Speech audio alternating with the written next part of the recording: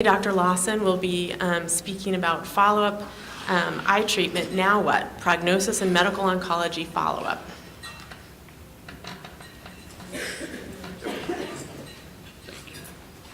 Thank you all for being here. I'm really grateful for the opportunity to speak. I'll tell you at the outset, I only made about 14 slides, so that means that if you don't ask questions, I'm in trouble. But listening to the questions you've been asking, I think if you do ask questions, I'm in trouble. So we'll have to just see how this sorts out. Now, this is, you've probably figured out, this is a controversial area. And so I'll give you my opinions as I go along. May be different from some of the opinions from Thomas Jefferson, but that's what makes all this fun. And that's what really makes, for us, fun. Hard for you sometimes. But I think it emphasizes the importance of research, of you all coming together as a community, perhaps registry studies, doing something so that every bit of data that could possibly be collected is collected, because that's the only way we get these answers that we so badly need. All right, prognosis. Now, one thing you have to remember is you can, to some extent, decide for yourself how much you want to know. You don't have to know the results of these tests. Now, 99% or so of the people who are asked do want to know. But if you happen to not be one of those, number one, you're probably not in this audience. But number two, it's something we have to let people know. They don't have to know if they want to know. Another quote I found in a JAMA article recently about talking to patients is that uncertainty is in fact truth. So when we tell you sometimes things that we don't know, we're telling you the truth. It may not seem like truth. It may seem like equivocation. But uncertainty is in fact truth. And as with a lot of things, the more we learn, sometimes the more uncertain we get about some of the ramifications of that. So I think as patients and as advocates, it's always good to be thinking about the fact that, well, when they tell me percentages or probabilities and uncertainties, they're really telling me all they know, and you have to deal with it to some extent, and that can be hard. But for us to tell you certainty when in fact we don't have certainty is a wrong thing to do. All right, prognosis. Now, prognosis can be anatomically based. So the question comes up, well, they didn't do a biopsy. How are you going to tell me anything about prognosis? There is a TNM, as it's called, staging system for uveal melanomas. A long time coming, a lot of trouble developing it, but it has been validated, and so there are things people can tell you without necessarily having a biopsy.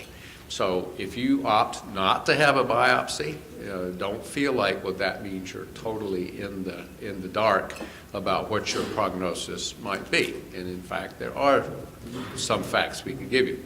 Now, it's not as good, and I think that's a lot of why people have tried to move very much to the chromosomal based prognostic systems or to the gene expression based prognostic systems.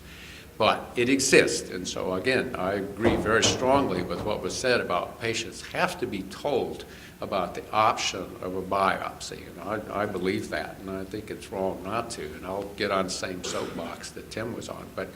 But if they opt not to, and they may, or don't get it, we still can tell them something about what the future might hold. Now, there are other prognostic systems that are based on chromosome analysis, and you've been hearing about that. Now, it's hard to say for sure the pluses and minuses of these things, and we'll get into it a little bit, I think, as we go. But basically what this means is patients, or not patients, technicians look at all the chromosomes in the tumor cells and look for deletions or for gains. And these can be very accurate, as you've known, but not 100% accurate as far as telling us what's going on. Now, the second method of doing this is based on what's called gene expression. Now, if you think about what does that mean? Well, we all know that we have DNA, and we know that some of that DNA is turned on at any given time, and some of it's not. Some of it may be overexpressed, meaning expressing more, than it would ordinarily would. Some of it may be underexpressed, depending on different situations. So what people look at when they're looking at these gene expression profiles is patterns of overexpression of genes and underexpression of genes. Now, not mutations. This is not about mutation. It's just about gene expression. Now, when Dr. Harber first started working on this and he published his first paper about it, they showed a panel of genes that had some prognostic ability in uveal melanoma, and he said in the paper, we were surprised, that we were able to look at so few genes and be able to make so much get so much prognostic information. And I think a lot of us were surprised too. And in the community, there was some skepticism about it. How can it be? It's almost like it's too easy. So you're waiting on the other shoe to fall. But it is something that has stood the test of time. And so it's also a very valid way of looking at prognosis. Now, when we start looking at mutations, then we're looking at like BAT1 mutations. That's another story. We're looking at a gene that has been altered in some way. And I think right now it's still an evolving field, but I think you'd have to say that BAT1 mutations don't supersede the others. In other words, we don't yet know, or I don't know enough to say that, well, you don't have a BAT1 mutation, therefore you don't worry about your chromosome 3p loss or something of the sort. I don't think we're there yet. Now, there have been some other, the protein was discussed already, but there's some other mutations that may be associated with better prognosis. These are they're just alphabet soup to all of us, I think.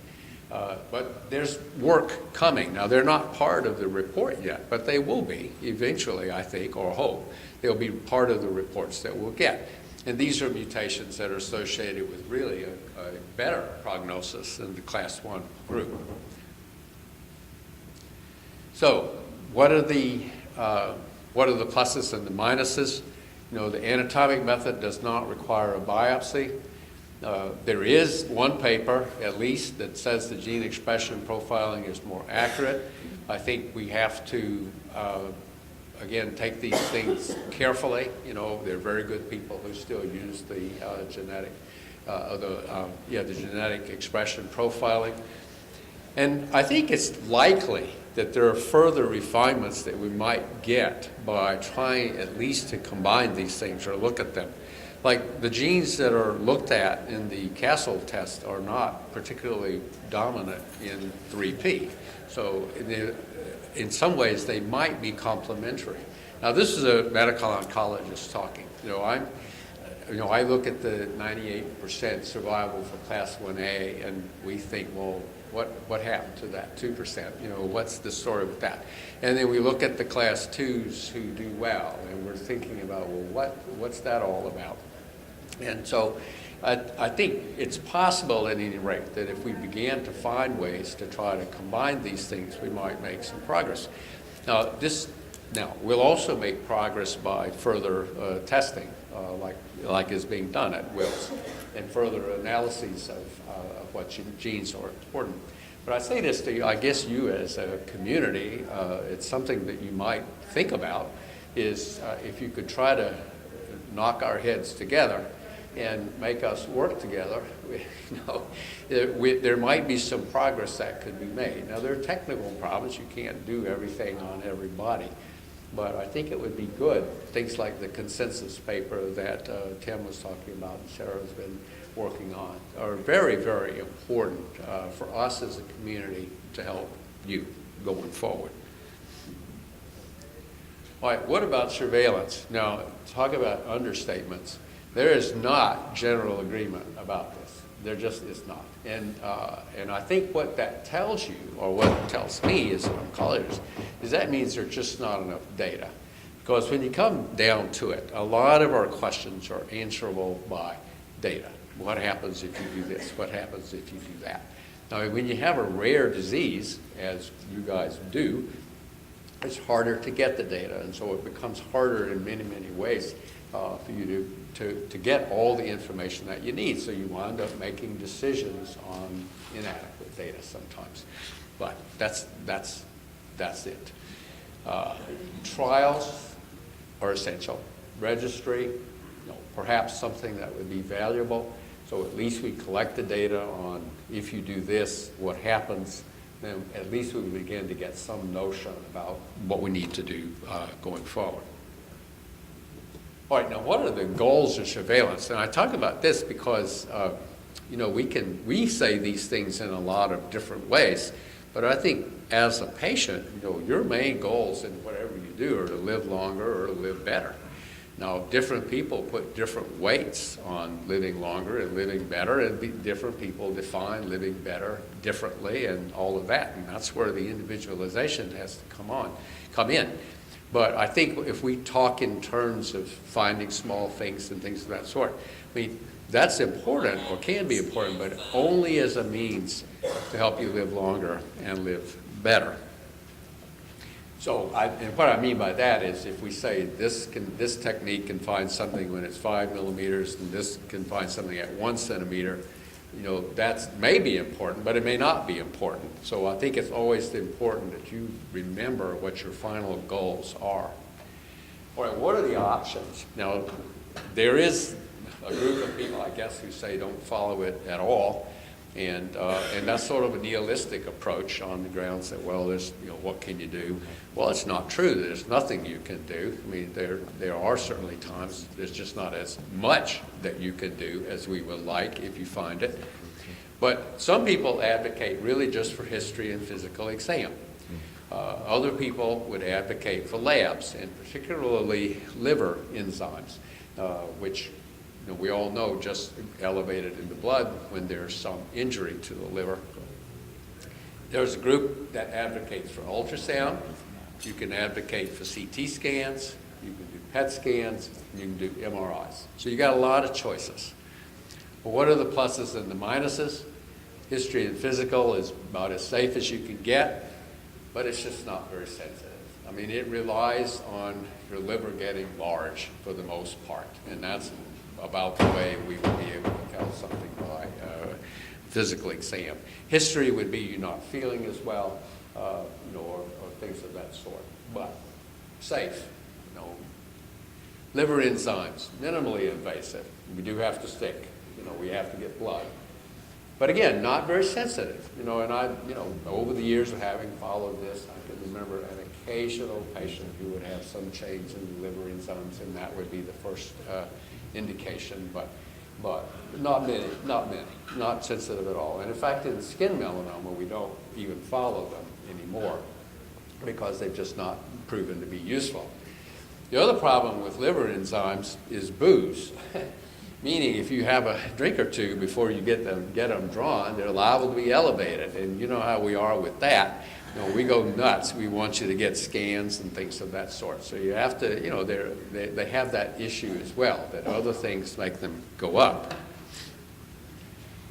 Ultrasound, talk about safe. I mean, they do it to fetuses, okay? So that's about as safe as any of the tests we have that are at all invasive. It's more sensitive than the exam and the labs.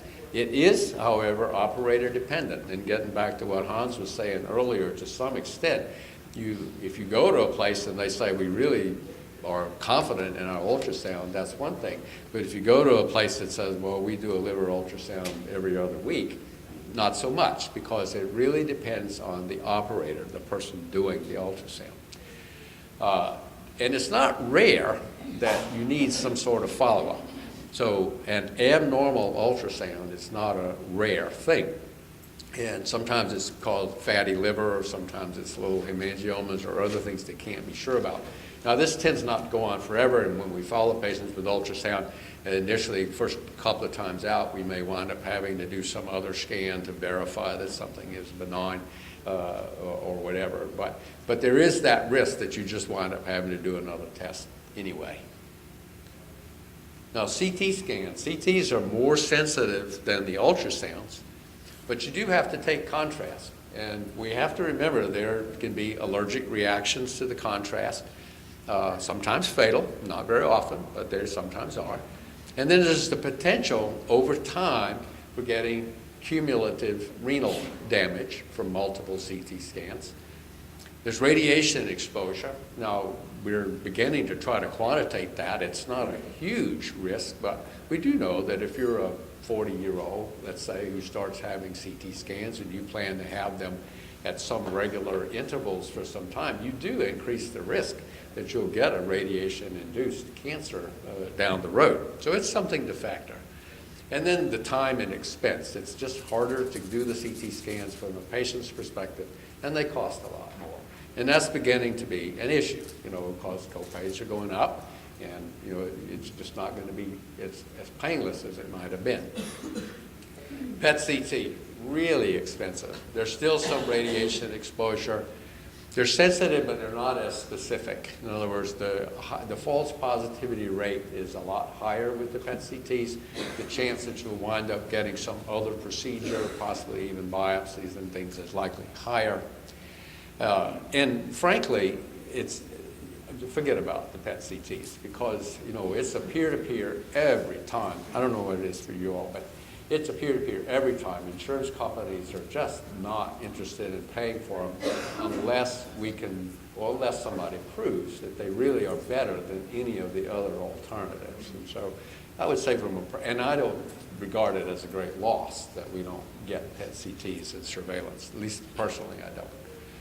Now, MRI is probably the best imaging technique we have for the liver, at least at our shop it is.